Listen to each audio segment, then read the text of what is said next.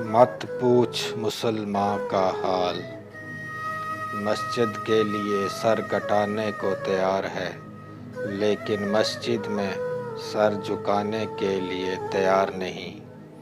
नबी करीम सल्लल्लाहु अलैहि वसल्लम का नाम सुनते ही झूम जाते हैं, लेकिन नबी करीम सल्लल्लाहु अलैहि वसल्लम का हुक्म सुनते ही घूम जाते हैं।